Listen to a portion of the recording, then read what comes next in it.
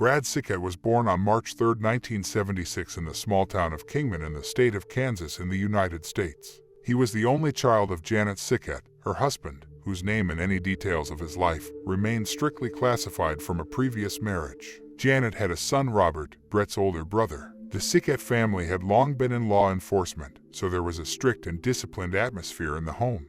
Although little information survives about his childhood, it is known that he attended high school in Kingman. Brad was tall and sturdy, possessing the physical attributes to wrestle in high school, while realizing his desire for a perfect body through bodybuilding training. Soon, Brad's excellent physical condition led him to actively participate in inter-school tournaments, and several times he took first place, thus becoming a star wrestler and a prominent personality in the school. At the age of 16, while competing in a major wrestling competition at the Kansas City Coliseum, he met a girl named Vashti. Vashti Forrest was born March 21, 1977, in the small town of Argonne in Sumner County. She was the third child in the marriage of Julie Hosteller and Clinton Forrest. She was preceded in birth by an older brother, Rich, and a sister, Catherine, and later a younger sister, Tyler. Vashti had a noble spirit and was surrounded by the love of her siblings, especially Kathleen and Rich, who cared for her and protected her as their own daughter. Julie, on the other hand, was not a particularly affectionate mother. Moreover, she was often verbally abusive to her children. Thanks to her outgoing personality, Vashti had a large circle of friends. But although she received a lot of love from those around her, she did not feel that she was beautiful or intelligent enough. She was preoccupied with the approval of those around her, and of course, this made her feel less confident. However, that didn't stop Vashti from becoming a cheerleader for her school's wrestling team. She loved watching them win and never missed a wrestling match, such as the one where she ran into Brad. Vashti liked him so much that he immediately asked her out. Fascinated by his boldness, the girl said yes, and they both felt at ease at that first meeting and have been inseparable ever since.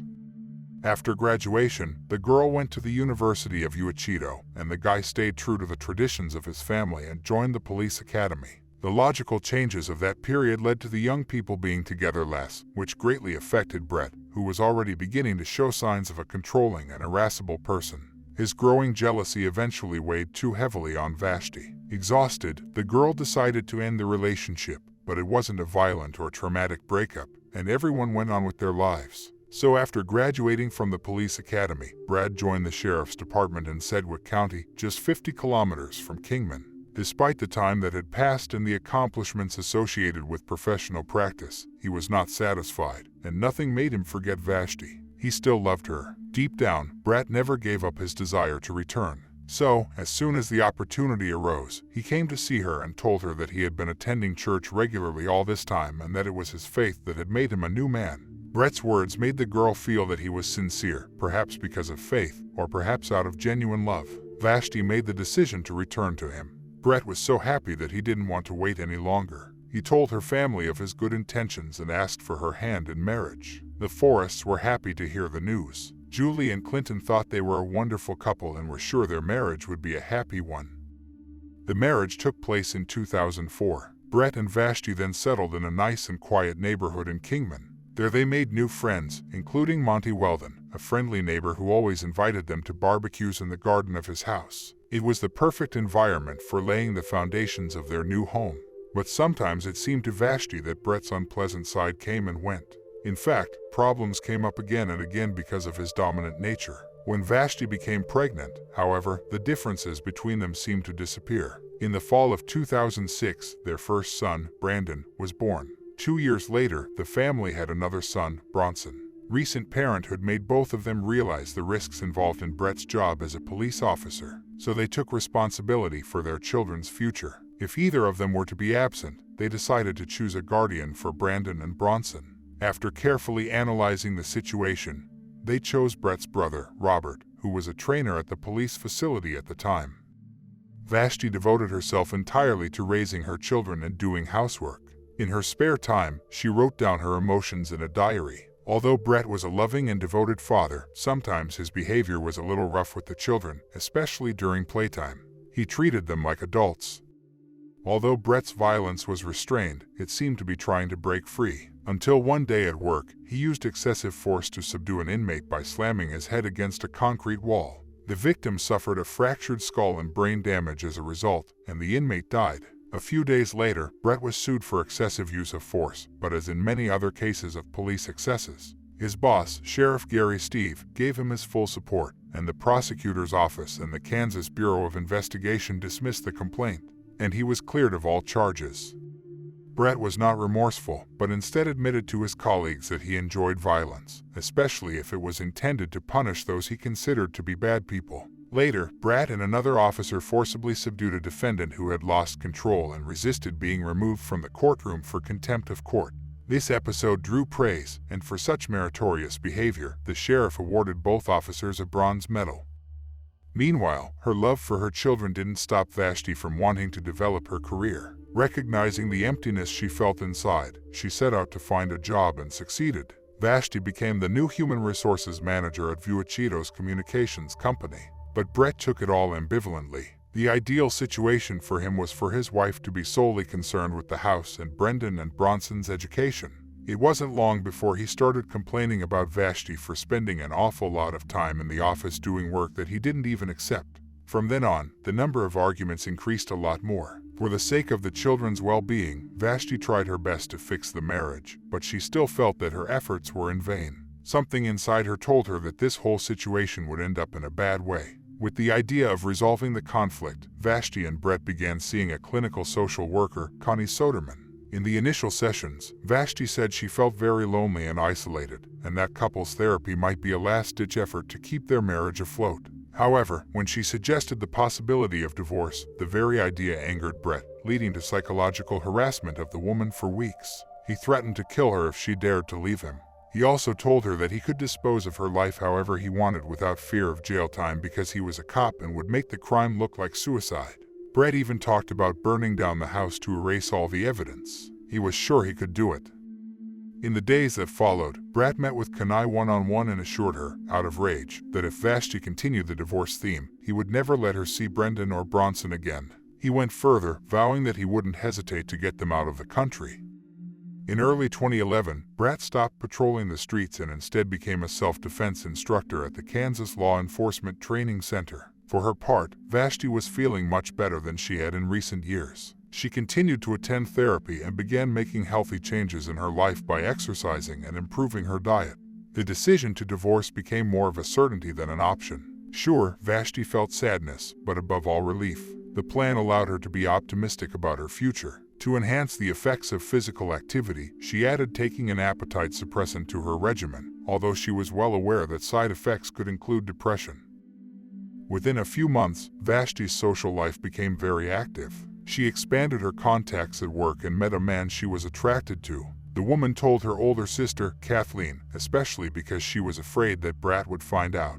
Fearing reprisal, Vashti spoke very frankly and openly with her coworkers, giving them details about various threats from her husband. Meanwhile, Brett learned that Vashti was keeping a personal diary without her knowledge. He picked it up and took it to his office to scan and print out a few pages, and then spent the day researching information about suicides, fire-related injuries, the differences between homicides and suicides, and their causes. In the first week of April 2011, Vashti attended a final individual session with Connie. Because she was worried about how Brett would react to receiving the divorce petition, they developed a protection plan for her and their children when the man received the papers. Brett arrived at his office on the morning of April 29th and to his surprise found an envelope containing divorce papers. After lunch, he found a projector in the pantry and used it to project the handwriting from Vashti's diary, traced it, and then wrote a goodbye note to his children. At the same time, Brett printed out documents on how to kill a person and pass it off as suicide. He then asked the maintenance staff how best to dispose of the computer hard drives and, after researching their recommendations, used a blowtorch to destroy them because they contained scanned images. After doing so, Brett threw the waste into a dumpster. He later drove to a convenience store and bought gasoline, which he loaded into his van. Several hours later, he begged Vashti to let him spend the night at home to say goodbye to his children. The man promised to leave the next morning. Although they discussed joint finances, Brett again begged Vashti to change her mind. And when he saw that the woman was determined to divorce, he soon renewed his threats. Tired of fruitless arguments, Vashti retired to her room to sleep, while he stayed on the couch downstairs. Around 3:15 a.m., he came upstairs to the bedroom with a gun in his hand and shot Vashti in the neck. A neighbor, who was awake and watching television, heard the shot but did not pay much attention. Brett, meanwhile, threw the gun next to Vashti's lifeless body and played out the whole scene, faking a suicide. He then doused the hallway and bedroom with gasoline, took the woman's cell phone and called himself. He then took Brendan and Bronson to a safe house. When everything was ready, the fire started. The flames engulfed the main room, and the fire caused the gun to start firing cartridges that were still in the chamber. Neighbors woke up startled at 3:45 a.m. They thought it was a shooting. At 3:57 a.m., 911 operators received a desperate call from Brett, who told them what had happened and said his wife had shot herself. When emergency responders arrived on the scene, the first floor of the house was burning, and Brett was outside in Vashti's car with his children. A police officer asked him if anyone was in the house, to which he replied that his wife was still there. Brett further stated that Vashti shot herself due to depression, but before doing so, she asked him to take the children to a safe place. He said he tried to save her, but smoke and fire prevented him from doing so. When firefighters were able to tackle the flames, they found Vashti's body in the master bedroom. There, on the bed just below the body, investigators found a .44 caliber revolver with the barrel pointed toward her feet and a 5-gallon container of gasoline lying in the middle of the bed. That morning, Brett called Kenai and told her what had happened. He was upset and even dared to express his guilt, saying that he himself had brought his wife to this tragedy. In the same way, the man maintained his alibi in front of his coworkers, to whom he said the same thing as he had told the investigators.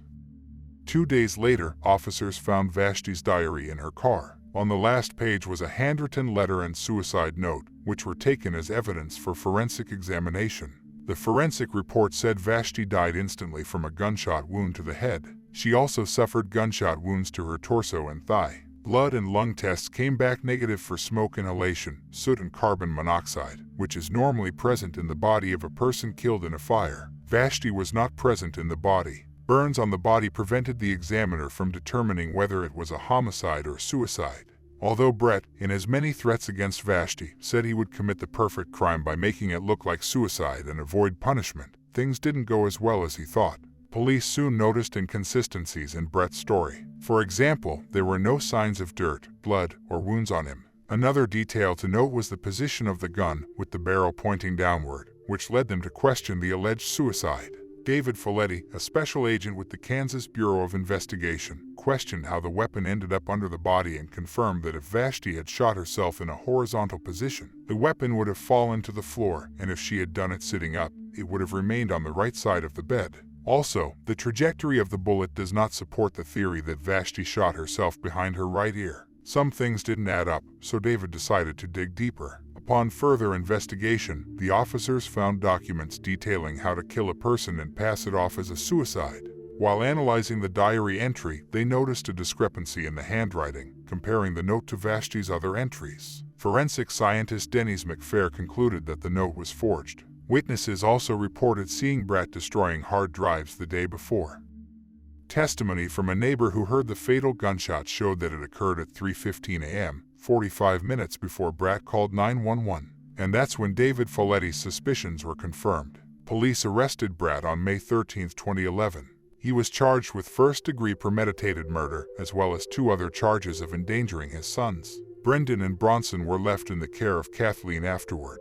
During questioning, Brett said that Vashti was not really the cheerful and balanced woman she wanted everyone to think she was. On the contrary, she lived in insecurity and depression because of her shaky marriage and because she took seriously the threats he made to her about taking the children away.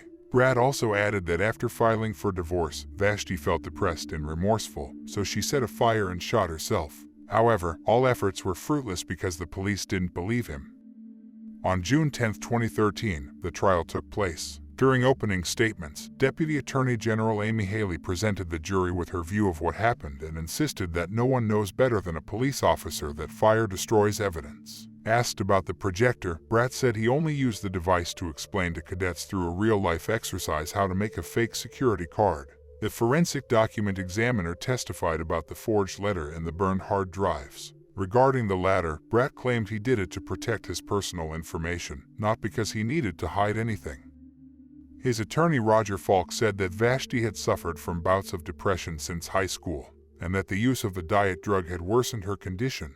Robert, Brett's brother, also appeared in court and supported his brother, confirming that he had seen Vashti depressed and sad in the past 2 weeks. In contrast, Kanai told the jury that although Vashti suffered from depression at the beginning of therapy, it was only due to the circumstances of her marriage and not a clinical mental health situation. She said that recently the woman had been feeling anxious about her future. The account of Rich, Vashti's brother, was the same, and his candid testimony recounted the emotional turmoil in the lives of his nephews, whose innocence had been shattered by Brett and who had been deprived of the opportunity to get to know their parents better. Prosecutors portrayed Brett as manipulative and claimed that he maliciously used his law enforcement experience to try to distort the facts. In response, the defense insisted on its version of the alleged suicide and pointed out that even an experienced medical examiner could not determine whose fault the victim's death was. Brett, meanwhile, told the jury about himself and portrayed himself as a loving husband and devoted father who was weighed down by his wife's desire to separate. He also accused Kingman County District Judge Larry Solomoto of seeking publicity, and then launched into a tirade accusing the judge of seeking a ruling against him to win a nomination to the Kansas Supreme Court. In the end, the jury found Brett guilty of premeditated murder. Judge Larry gave him a sentence of life in prison with the possibility of parole after 25 years. He also added 6 years in prison on the other charges because the charges would be tried consecutively. Brett will be eligible for parole after more than 31 years. Judge Larry also took into consideration the fact that Brett did not plead guilty and lied to avoid responsibility, and did not express remorse. In 2015, Brett appealed his conviction and tried to have it overturned, but the Kansas Supreme Court denied the appeal and upheld the original conviction. Brendan and Bronson's uncertain future sparked a custody battle, first between the maternal and paternal families. Then Kathleen filed for custody on the grounds that she had already cared for them for 102 days. Since neither party could reach an agreement, the custody decision was left to the judge. However, it should be noted that there has been no news on the outcome of this custody battle so far. Friends, what do you think about this story? Write your opinion in the comments and subscribe to my YouTube channel.